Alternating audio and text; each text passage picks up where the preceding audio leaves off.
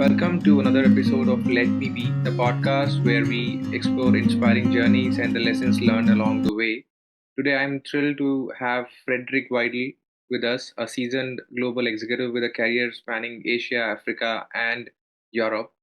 Having led us as a CEO in various roles and served as a chamber for direct selling association in India, as well as a board member of the Swedish Chamber of Commerce in India.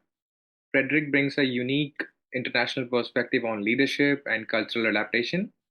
Beyond the boardroom, he is a passionate golfer, wine connoisseur, avid reader, enthusiastic home cook, and a profound father of three. Welcome, Frederick. Thank you, Lalit. It's a pleasure to be here. Yeah, thank you for joining us. Yeah, no worries at all. I'm thrilled.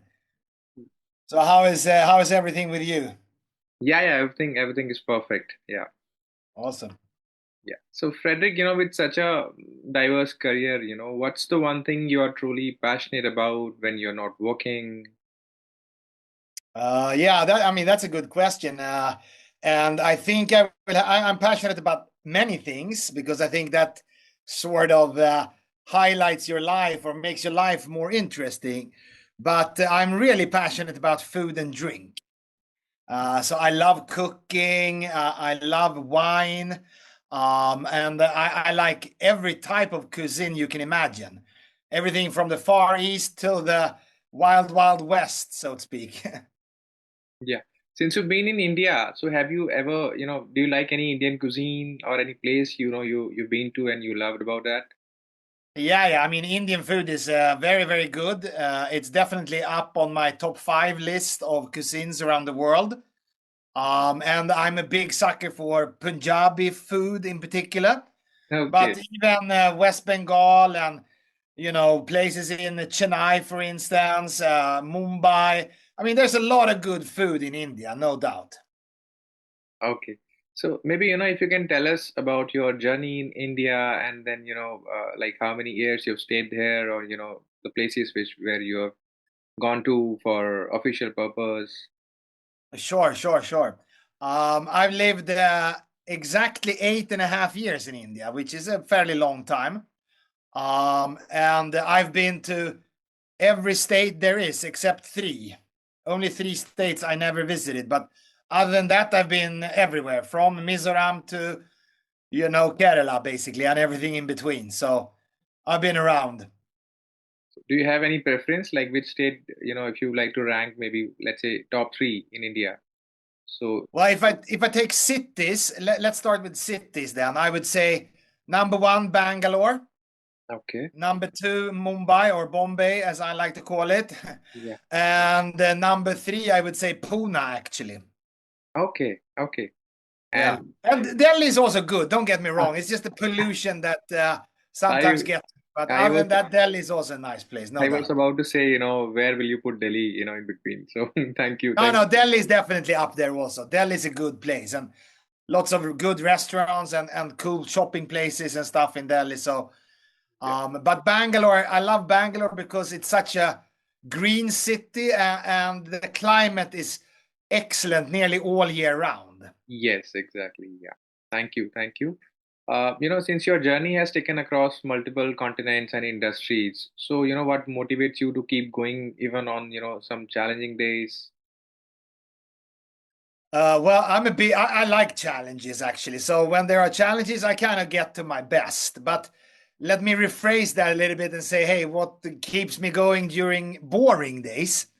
I would say that you got to put your head down and realize that not every day is going to be fun. That's just how it is. Number one.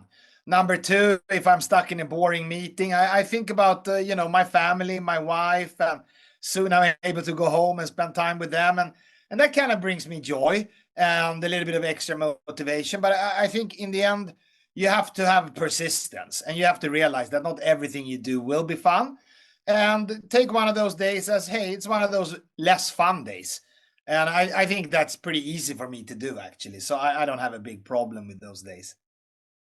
Yeah, and since you were heading an association, and a company, once, So how do you, you used to tackle the daily challenges, let's say, the office politics, the corporate politics. So, do you, what exactly, how you used to handle that situations? Well, first of all, I hate politics. I mean, politics in business I hate, Yeah. and diplomacy, and I'm a straight shooter. So I would speak my mind, and I will not allow for people to gossip or spread rumors, and I will make sure I know, because I talk to the organization, I talk to the staff, and I seek out those people who perhaps have this lesser good quality of spreading rumors or politics, and I make sure that I stamp it down as best as I can. This is not good for any organization, and it will not bring the organization forward, and it's not fun for the employees to work in such circumstances. So I'm pretty strict here. Do you believe in higher power or have guiding principles, that shape your life and work? How do these beliefs influence your decision making? No, I actually I identify as an atheist, so I do not believe in any gods at all, and I think that there are currently 4,000 different religions across the globe, and I believe that gods and deities are more of a human construct. So I personally believe in science and humanism. I believe that we can find the purpose of why we are here, or actually the question of why we are here is irrelevant. It's rather how did the universe come to exist, and where is our place in the universe, and things like that interest me a lot. And I believe in humanism, being a good person. I believe in ethics and values and social constructs of human beings. That's what kind of keeps me motivated. Yeah. So do you believe more into Marxism, communism, like you said, atheism? No, no, no. Atheism. Definition of atheism is simply the that you don't believe in God. It doesn't mean that you believe in anything else. It just means that you don't believe in any God. So atheism has no political affiliation at all. And I am definitely not a Marxist. I'm more of a libertarian, I would say. Okay. So, while you have achieved so much professionally, is there a side project or a dream venture you are currently pursuing or hope to pursue, that excites you? Well, that's an interesting question because, like you, Lalit, I also have a podcast, Okay.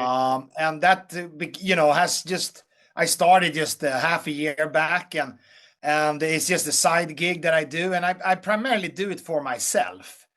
And in that pod, I then discuss. I basically talk about my experiences. I've lived in over 12 different countries around the world, and worked and run companies in those countries, and I've experienced a bunch of things that most people will not have the chance or opportunity to do. So I give stories from my life basically in that podcast, and I think that's immensely fun. Yeah. So I'll maybe mention, your podcast on the YouTube description so that, viewers can also click on your podcast and, see that, Yeah, unfortunately, I'm doing this podcast in my native tongue, so only Swedish people can understand what I'm saying actually. And I Okay. guess I'm doing that because I've been talking English for most part of my life, and I kind of like to speak Swedish from time to time. So I've actually decided to do it in Swedish. But thanks anyway, Lalit. I appreciate it. So, balancing high level leadership with personal interests, that can be challenge. So how do you manage, to maintain that balance between work, hobbies, and personal growth? You also play golf, and then, you also have a family, and then you were heading an association and, and company. So you must, that was been a roller coaster, ride for you. So how, you used to manage, all those three things together? Yeah, I mean, yeah, absolutely. And I think in the beginning of my career, I was working 80 hours a week and traveling 200 days a year, and and I realized after 10 years that this is not a long-term solution, even though 10 years is a long time. But I realized that I have to do something different. And so I started to, like you plan a business day in your calendar or a business week, I started to plan my calendar also with private things. So, when should I take a trip with my wife to an exotic destination? When should I play golf? When do I have enough time to cook or read books or things like that? So that was the only way for me to actually not jeopardize having a personal life, and that has worked extremely well. And these days I make sure that I don't overwork. And I have realized, now I'm 51, and I've realized in my career that most things are not so urgent that they cannot wait till tomorrow. And whereas in my younger days I used to spend 9 till 9, 10 o'clock in the evenings, I now try to go home at the end of the business day. And whatever I haven't achieved, I'll do it tomorrow. Unless it's something super urgent, of course. And there could be weeks that are busier than others. But in general, I think that's a good rule of thumb, because you do have to have a personal life. You do have to charge your batteries, and you do have to take care of your family, no Yeah. doubt. So So any book you are reading or you would like to recommend, any book, self-help books or biographies, Oh, I read a lot of books, and I'm always reading at least two books at the same time. Okay. Um, so I am, for the last 10 years, I hardly read any fictional books. I read mainly non-fictional books. But if anybody's interested in leadership, I think I can recommend one of the best books I've ever read was by Jack Welch, the former CEO of General Electric. And it's called Winning. It's just a fantastic book about leadership and the power of being yourself, and to be truthful and earnest. I think that's a great leadership book. Okay.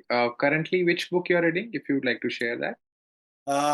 Yeah, I'm actually reading a book by somebody called Sean O'Connor, and it is about science and philosophy put together. How philosophy and science kind of are intertwined in the human search for meaning. Um, so that's a good book. I'm also at the moment reading a book by Neil deGrasse Tyson, which explains general questions about cosmology and our universe, which interests me a lot. The world is 4 billion years old, our globe. Yeah. And we evolved from bacteria, and that took about 3.5 billion years. So the question is, what's going to happen in the next 3.5 billion years? You Yeah. know, the animal that says goodbye to the sun when the sun is extinguished in about 5 to 6 billion years will not be human beings. It will be another species. So those type of things interest me a hell of a lot. Thank you. Thank you for sharing. So if you have to, describe yourself in 3 words, Frederick in 3 words, what would they be? Frederick, in 3 words. Okay, first I would say that I am interested. Interested in other things, in learning about other people, cultures. Yeah, like I'm just interested in general. Secondly, I would say that I'm empathetic. I really care about, my loved ones, of course, my friends, but I care about the humanity overall. And then thirdly, I would say that I'm fun loving. I love to have fun. So it should be interested either, or maybe let's say curious, or Yeah, kind of curious, I guess. yeah, curious, empathetic, and fun-loving guy. Yeah, yeah, I would say that. Yeah. So, finally, based on your extensive experience, what's the one life lesson you believe everyone should know about? Yeah, that's a good one, actually. I think, personally, I think that people worry about stuff that never comes to pass. And people spend so much time worrying about ifs and buts or whats, and most things never happen. And if you can take away all the time that people have worried about things that never come to pass, there will be an enormous amount of useless time spent. So I think don't worry too much, and especially don't worry about what other people think about you. that's completely useless. Think about yourself, and are you happy with yourself? Then that should be enough. And stop worrying about things. That's pretty much my life lesson. Yeah. Anything else you would like to say? You want to close it, with any Indian language,